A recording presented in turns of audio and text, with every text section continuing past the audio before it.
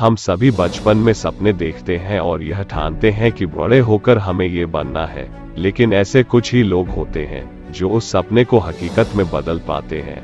पंत उन्हीं में से एक है।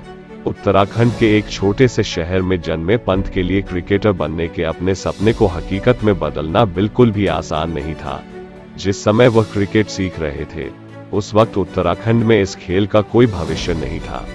ऐसे में क्रिकेट के गुर सीखने के लिए पंत को महज 12 साल की उम्र में अपना घर छोड़ना पड़ा। वह उत्तराखंड से दिल्ली आ गए। पंत ने जब क्रिकेट में अपना करियर बनाने का फैसला किया तो उन्हें अपने पिता से भी अलग होना पड़ा।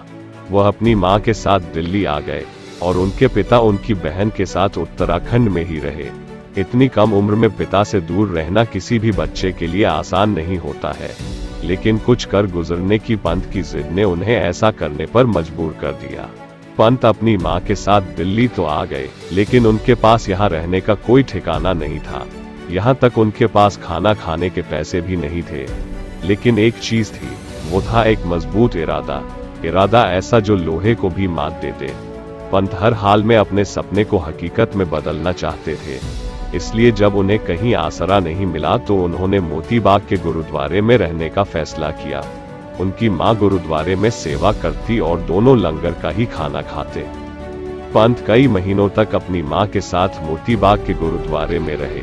वह रोज यहीं से लंगर का खाना खाकर प्रैक्टिस के लिए जाया करते थे।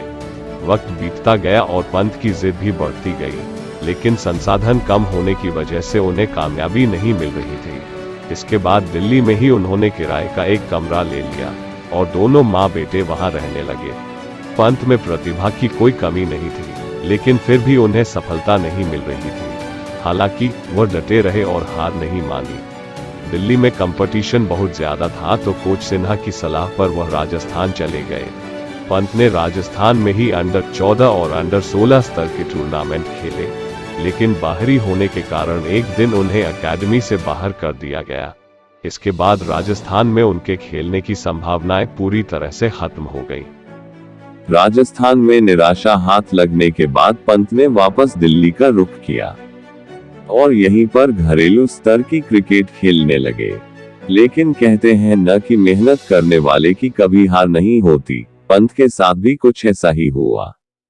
लगातार अच्छे प्रदर्शन के कारण जल्द ही उन्हें अंडर 19 विश्व कप के लिए भारतीय टीम में जगह मिली और राहुल द्रविड़ के रूप में नया कोच। इस टूर्नामेंट में पंत ने सबसे तेज अर्धशतक लगाया और रातों रात सुर्खियों में आ गए। अंडर 19 विश्व कप में अपनी विस्फोटक बल्लेबाजी से एक अलग पहचान बनाने वाले पंत को 2016 में ही दुनिया की सबसे बड़ी क्रिकेट लीग यानी IPL में खेलने का मौका मिला। दिल्ली डेयरडेविल्स ने उन्हें 1.9 करोड़ रुपए में अपनी टीम में शामिल किया।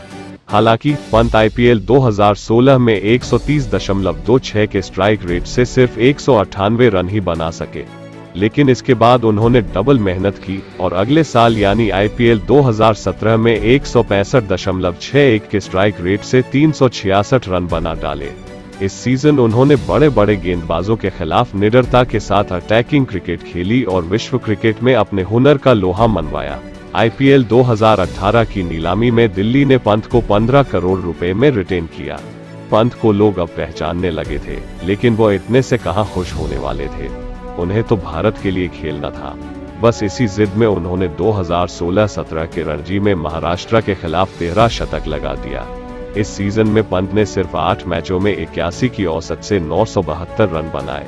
इसके साथ ही झारखंड के खिलाफ उन्होंने सिर्फ 48 गेंदों में शतक लगाया, जो रणजी के इतिहास का सबसे तेज शतक है। जब पंत अपने सपने को साकार करने के बेहद करीब थे, तभी उन्हें जिंदगी का सबसे बड़ा झटका लगा। IPL 2017 के दौरान उनके पिता की रुड़की में दिल का दौरा पड़ने से मौत हो गई। वह फौरन उत्तराखंड के लिए रवाना हुए, लेकिन क्रिकेट के जुनून और अपने सपने को हकीकत में बदलने के लिए पंत सिर्फ 2 ही दिन बाद वापस खेलने आ गए और RCB के खिलाफ मैच में 33 गेंदों में शानदार अर्धशतक लगा दिया। इसके बाद से पंत ने पीछे मुड़कर कभी नहीं देखा।